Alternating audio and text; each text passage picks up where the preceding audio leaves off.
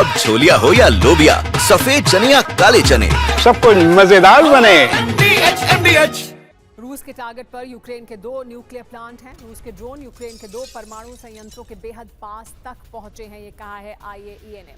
केमेलेनेत्स्की और रिवने nuclear plants के पास धमाके और फायरिंग की आवाजें सुनाई दी हैं। IAEA का बड़ा दावा है ये। परमाणु सुरक्षा को लेकर अंतर्राष्ट्रीय चिंता बढ़ गई है। परमाणु निगरानी एजेंसी IAEA ने रिपोर्ट में ये बड़ी चेतावनी जाहिर की है।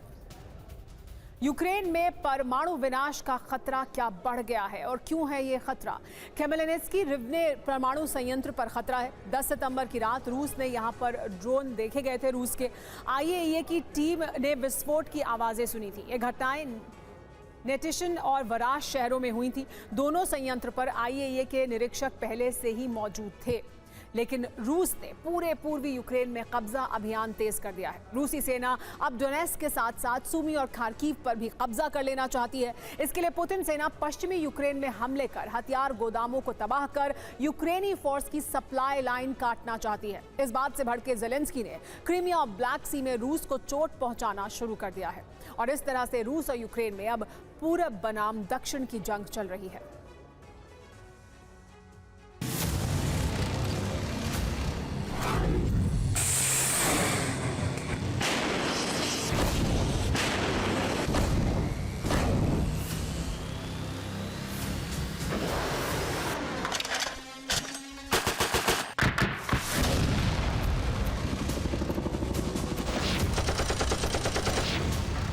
रूस और यूक्रेन में पूरब और दक्षिण की जंग शुरू हो गई है।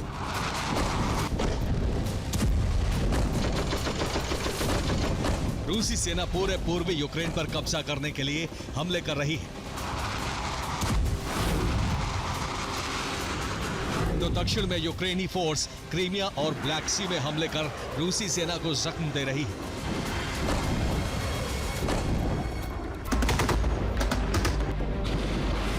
पूरब बनाम दक्षिण के इस लड़ाई की वजह से विनाश की आग बहुत ही भयावह हो गई है। रूसी हमलों से यूक्रेन के कई प्रांत धधक रहे हैं, तो यूक्रेन के विस्फोट से न सिर्फ क्रीमिया बल्कि ब्लैक सी में रूसी नेवल बेस पर भी बड़ा खतरा मंडराने लगा है।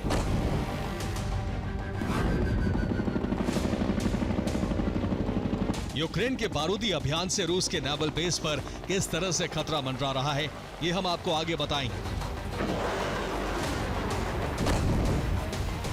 सबसे पहले पुतिन सेना का पूर्वी अभियान क्या है, इसे समझिए।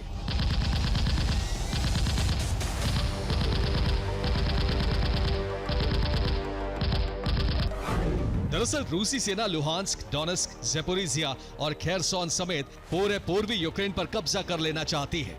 यानी पुतिन के टारगेट पर अब यूक्रेन के सुमी और खार्किव प्रांत भी हैं। अपने इसी लक्ष्य को हासिल करने के लिए रूसी सेना यूक्रेन में जबरदस्त हमले कर रही है। कीव समेत यूक्रेन के कई शहरों में हमला कर रूस ने यूक्रेनी फोर्स को वहीं पर उलझा रखा है। इन हमलों की आड़ में रूसी सेना पूर्वी यूक्रेन की जमीनों पर कब्जा करती जा रही है।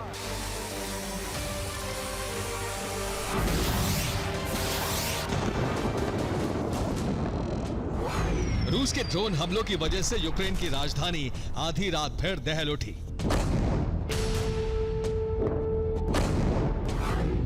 सीरियल विस्फोट की वजह से कीव में कई इमारतें ध्वस्त हो गईं।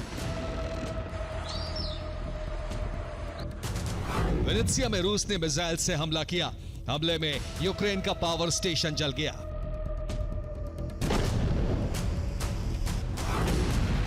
उधर पूर्वी यूक्रेन में रूस का कब्जा अभियान तेज हो गया है।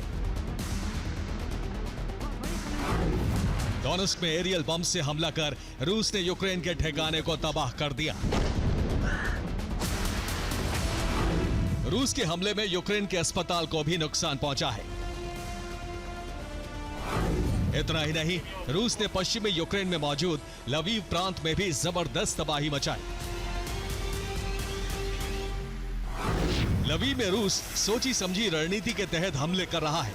लवीव में यूक्रेन के हथियार गोदामों को तबाह कर रूस पूर्वी फ्रंट पर जंग लड़ रही यूक्रेनी सेना की सप्लाई लाइन को काटना चाहता है।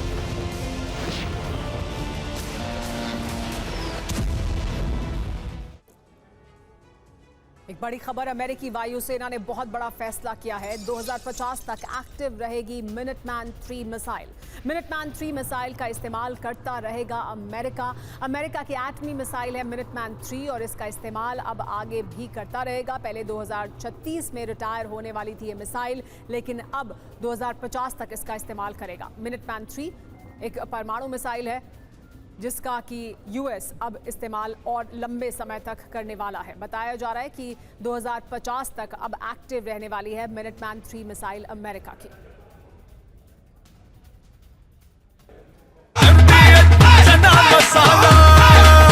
अब छोलिया हो या लोबिया, सफेद चने या काले चने, सब कुछ मजेदार बने।